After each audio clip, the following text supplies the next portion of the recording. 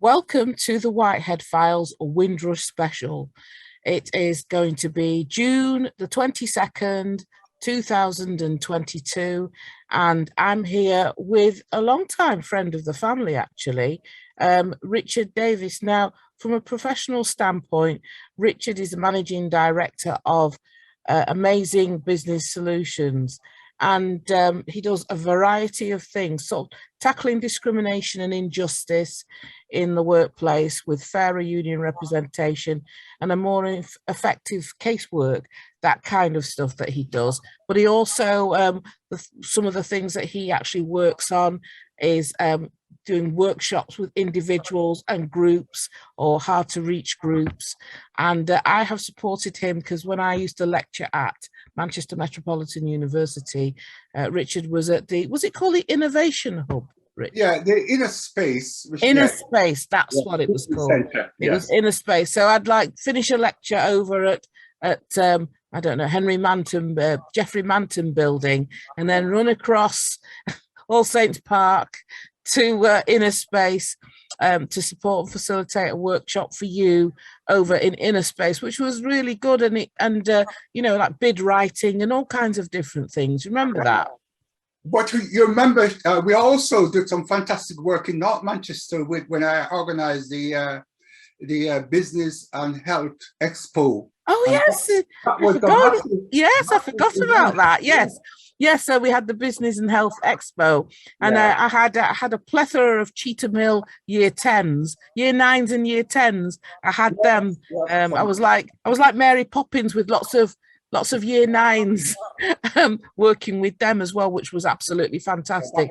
Anyway, officially welcome to the Whitehead Files, Mr. Richard Davis. Lovely to have you. But we're not here because of the business side of things.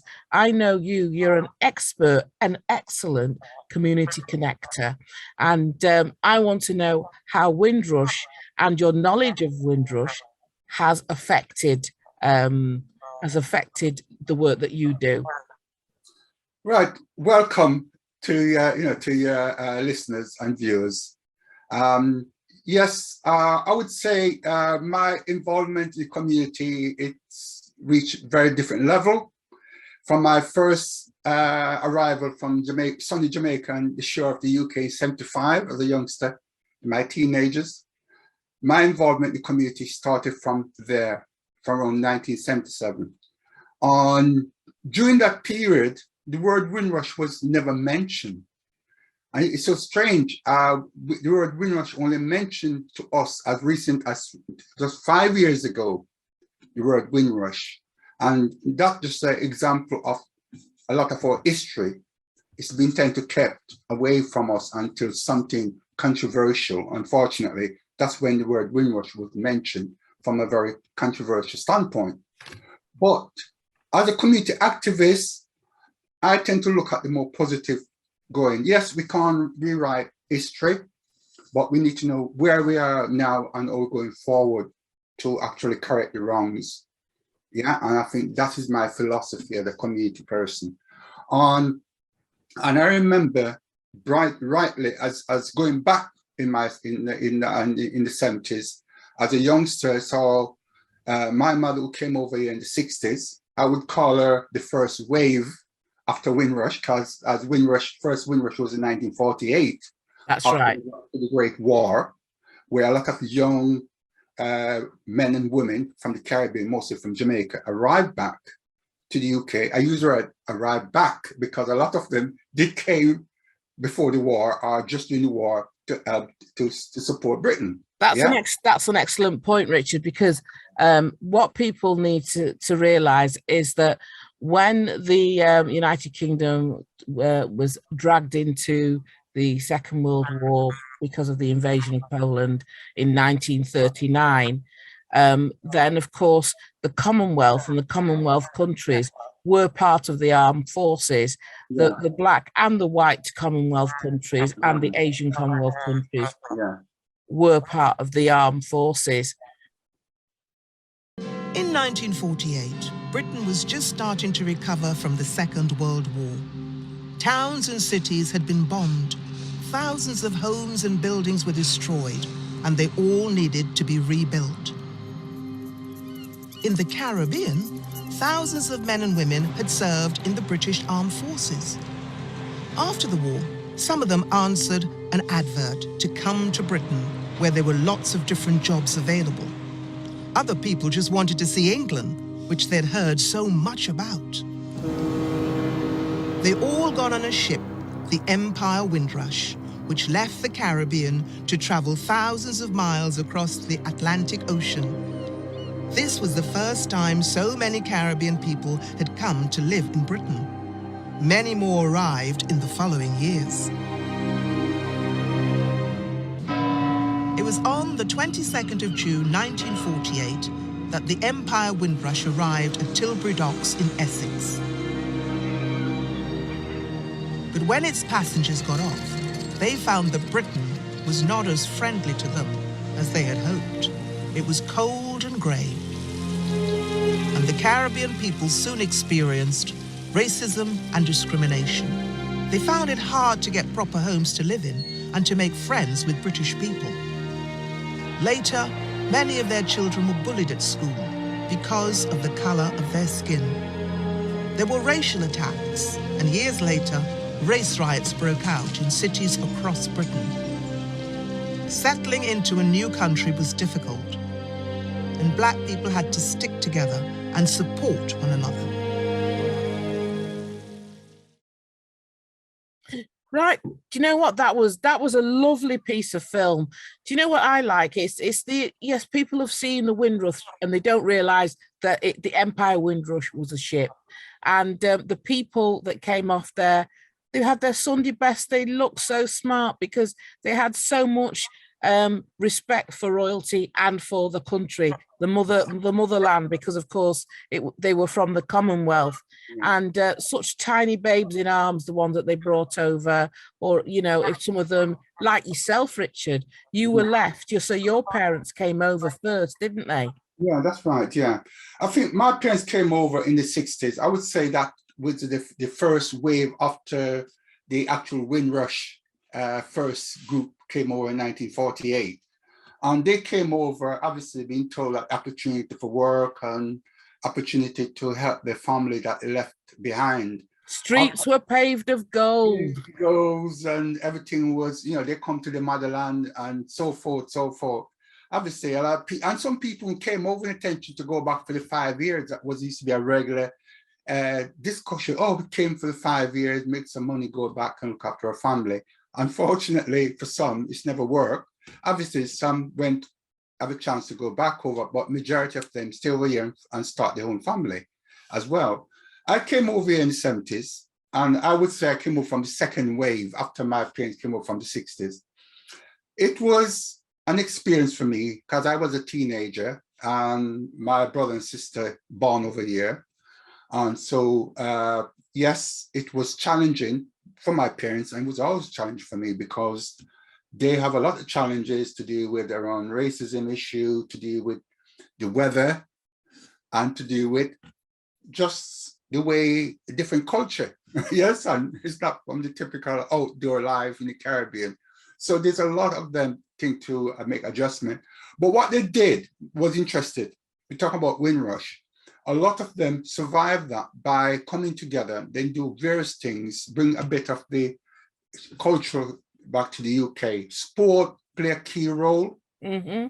And that's where I get to know my wider community by involvement with a sport club in the 70s as a youngster, to the point I was never brilliant to be in the first team, but I was brilliant as administrator. So I took over the secretaryship of the club and make sure we will organize trips, organize various events, get the women involved as well. Mm-hmm. And it was amazing. And that's, go back to the point, the introduction about the community side. I think that's what really set the scene for me to become a more community activist, because wait a minute, this is a way of drawing the community together. And when I checked back even for the first and second wave of the migrant, sport also play a key role in that. So that was very strong. Obviously, there's other aspects as well, what they have achieved. That's why we're talking about now, 75 years later. It's really important to look back. Yes, there are negatives, talk about Immigration Act and so on, but I think it's really important to look at the very massive achievements, what they've done. Britain was broken after the war. They came back and they took on jobs that where some people don't want to do. They get the country back on its feet again, from the health service to the transportation to the factories and various industry. Well, it's interesting that you talk about the health service because, of course, when I don't know my shipping or my nautical terms, but when the Empire Windrush set off on its maiden voyage to the Caribbean in 1948, that also was the same year that the NHS started. And of course, on its return, a lot of the individuals and therein after trained to be part of the NHS. I mean, my mum came over in 61. I think it was 61, and she'd already done some training before she came, but then she had to do a little bit more.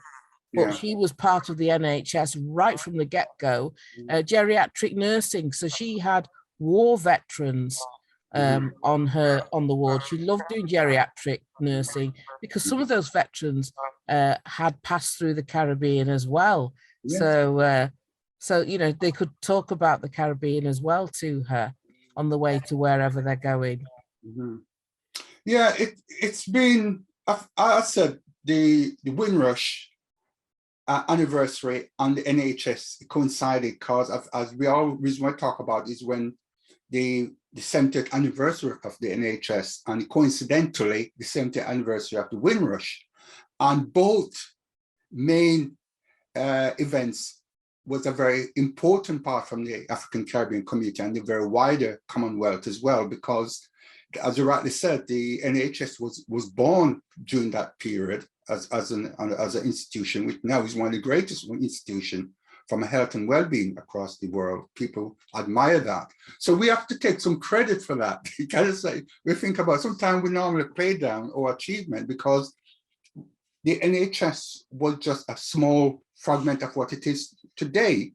And we play, even now, the African Caribbean community play a massive role in every structure of that organization now, that every country look at it as a model, you know, to address the health and well-being programs. So yeah, that is a big achievement. So going back 4 or 5 years ago, when talk about the Windrush and the start of this big celebration in Manchester, I joined up with a few members of the community, and we put together a Windrush celebratory planning group. And right across the city of Manchester, we was able to get support from the local authorities and various charities and various community organizations, involving church service to acknowledge those past. We put on sporting events. The information for the young people, because we need to educate young people, because people always think about the negativity, unfortunately, in our community. And we talk about the positive, about the achievement, as I mentioned earlier. We talk about the challenges, to put it mildly, but those challenges come in various ways. Come in the riots, come in the racism issue, and the sacrificing a lot of the parents do. And I was part of that when my mom and father decided to leave me at a tender age of 2 with my grandparents. And that story can be repeated across many families left in the Caribbean, sometimes left for many, many years before we get a chance to join.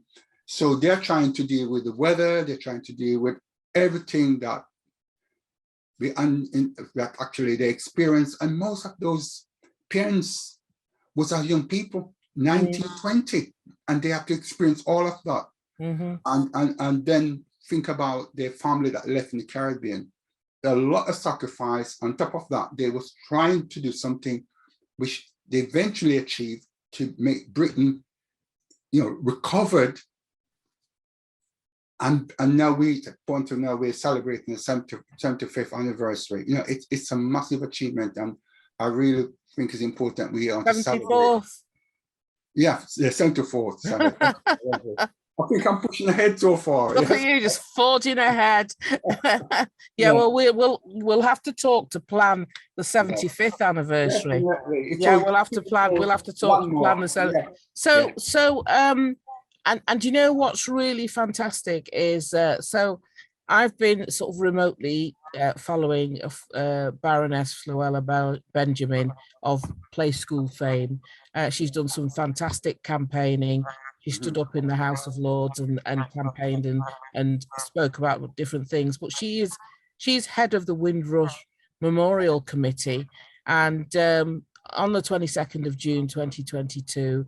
It's finally finished, is the Windrush Memorial. And she says we have to show our ancestors what they went through was worth it. Yeah. Okay. Because of course you've got the fantastic sculpture, I think it's Liverpool and some other places. But the one I saw was of children evacuees from World War II, you know, a beautiful piece of sculpture. And I think the sculpture that's going to be at Waterloo Station, because of course when the Windrush docked at Tilbury Docks in Essex, they came into Waterloo, into London, and a lot of them were dispersed across the country, Liverpool, Manchester, Bristol, Leeds. They were right across the country, but Waterloo was the point where their final stop before they dispersed throughout the country. I think it was a fitting tribute to use Waterloo. And I applaud that, and I hope from going forward, because I say I'm a very positive person, and I think, but not only the British ordinary wider British community, but our young African Caribbean community and kids of mixed race who want to know about their history, that would be a good starting point from a Windrush perspective. We know that Black people have been around for many centuries in the UK. People know the history, but our discussion now is talking about the 74th anniversary of the Windrush and what's meant for us in the UK and in the wider diaspora. It's really important, and the achievements, as I said before, it's massive and it's wide ranging. And I think it's, as a community activist, community supporter, community whatever you want to call me, I think we need to shout loud about it and let those who've in past, the grandkids, say, listen, your foreparents are pioneers, they are champions, and we need to remember them using this Windrush Day, as the government agreed that we're going to have a National Windrush Day, to use it very positively from an education and a well-being, sporting occasion, educational, you name it. Yeah, well said. I mean, and also as well, because I know quite a few people who are either watching or going to be listening to this afterwards on Chatterbox Radio and on the podcast. I want to, some of them actually think that it's Africans and Caribbeans that came on the Windrush. Well, let's just define it. I'm just going to sort of slice it down. The Caribbean and the Caribbean islands, they were part of the Commonwealth, the British Commonwealth. Yeah. Africa, different continent, you know, it's a continent on its own with 54 countries. They did not come on the Windrush. No, they came from a different way. Yeah. And there were lots of islands in the Caribbean that were part of the Commonwealth. Mm-hmm. And for my personal heritage, so I was born here, and my mum, when she came over, she didn't come over on the Windrush. She went a bizarre, this is typical of my mother, as you know, because you knew my mother. She went to America. That's where my granddad was, because he was working at Pan American Airways. So she went to America, spent 3 months in America, didn't quite like it. And her cousin was in the UK. So she flew to the UK from America with my granddad's discount for Pan American Airways. And she came here, and I was born here many years later. And and my dad is not Jamaican, he's half Lebanese, half African, because that's the thing when you come to the UK and people meet their partners, it's not always West Indian or Jamaican, you know, it's sort of different cultures as well. And my children are mixed heritage, you know, white British and myself. So it's great to talk about this. It's great to share the stories and the anecdotes so they know and they understand and they learn. Yeah, I think you could touch on that one, Carol, because as a community person, we have to acknowledge a community cannot be just one group of people. It's more exciting and more vibrant, especially when you go to a certain part of London or a certain part of Manchester where different language spoken are, different culture, different food, different people, different way people dress, the way people have to interact. I think most cities in the UK now seem to be like that. It's really good. But one key element though, and just put on my community cohesion hat on, is we need to let especially the people who say, wait a minute, they're different than us, so we need to keep away from them. That's where you find misinformation, misunderstanding. That's where we have the education system to teach it in this education system. That's why I believe in Black History Month. And I don't believe in just Black History Month. It should be all the time, but we make a start. Like have an appreciation of who you are, different people, culture. And the more you know that, the more you have an understanding and respect. You may not all agree all the time, but you have a respect for people, culture, respect for who they are, and why it's cool to be different. Yeah.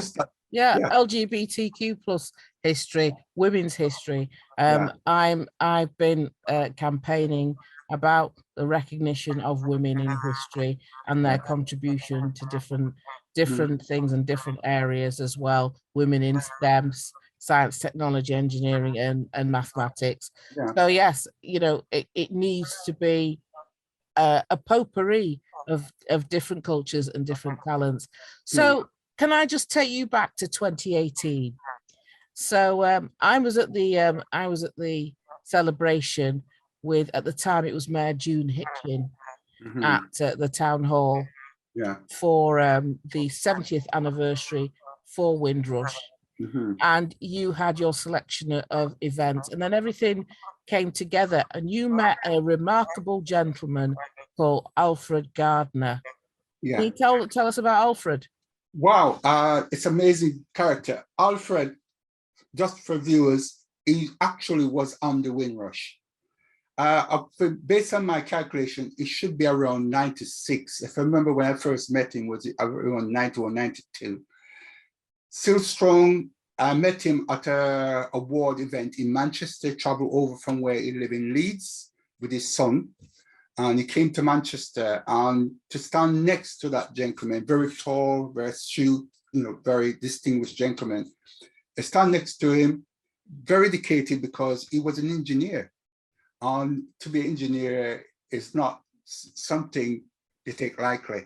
No. You have a very important part to play. And during a war, being an engineer is a very important, just like a doctor, isn't it? Within in a community, engineer, they get the war machinery running, and without that, you're gonna lose. Very important. Yeah. So he actually take his role very likely, and his responsibility, and as also coming over here to support the motherland from Jamaica, where he's originally born from.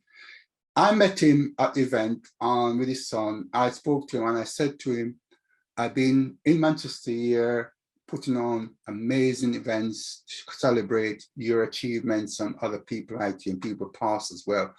And he gave me a hug and said, thank you very much, because people always talk about the negative thing about the Windrush. You're talking about the celebration. And that really made me feel good in a way, because we need to look going forward. It's easy to look back at the negatives. Why not think about the positive and put that in our heart and trying to build a better community than always think about the negative. The past is historical, and we can't forget that. Yeah. And I remember that discussion I had, that 5 minutes discussion with that gentleman. I met him since then. at an event in Leeds as well. So yeah, it's Alfrod Gardener. That Yeah. gentleman. Yeah. Well, I've got a little to close. I've got a little film with Alfrod Gardener, but before I close, I do want to acknowledge the struggle that people are having in relation to the Windrush and Windrush claims and particular legislation that's not quite on par with what they thought things would be. And the struggle still continues, and we do support them in relation to the struggles that continue for justice in right to stay. So we're not sort of diminishing that, but we are looking at the people that and the celebration of the people that had that enjoyed themselves on the Windrush. They built their family here. They built a legacy, and as Sir Isaac Newton says, you know, I can look ahead because I'm standing on the shoulders of giants. Yeah, I think you put it nicely. I think you're right. We do stand on. If we think about Mr. Gardener, he was a giant, and what the legacy and the pioneership, you know, is powerful. And we want to make sure the history of Windrush and other history that depicting our struggle need to be in our education system. So we'll leave the final words with Alfrod Gardener. Richard Davis has been my guest. Thank you very much, Richard. This is the Whitehead Files. My name is Caroline Whitehead. Thank you so much for watching. Life? I've had a beautiful life.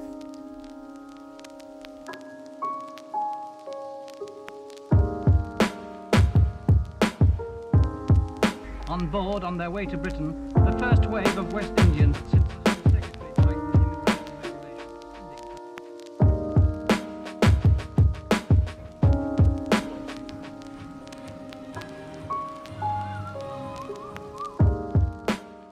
regulations. Word Windrush now means, a happy ship that I came on.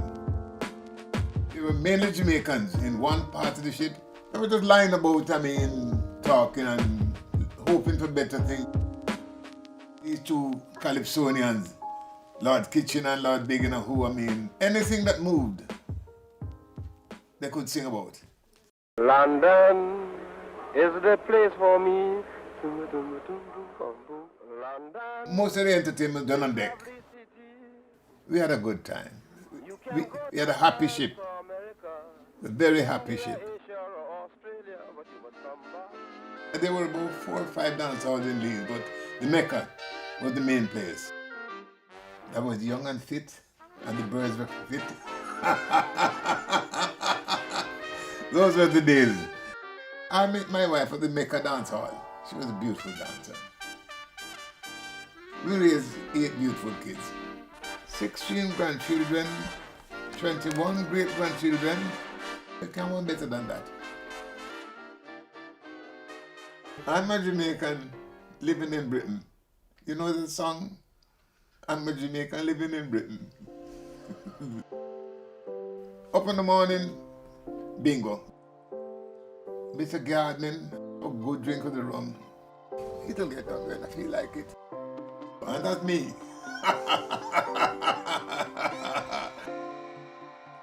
I wouldn't change anything.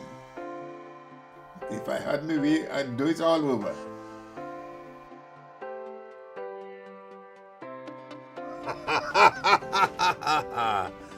Yeah.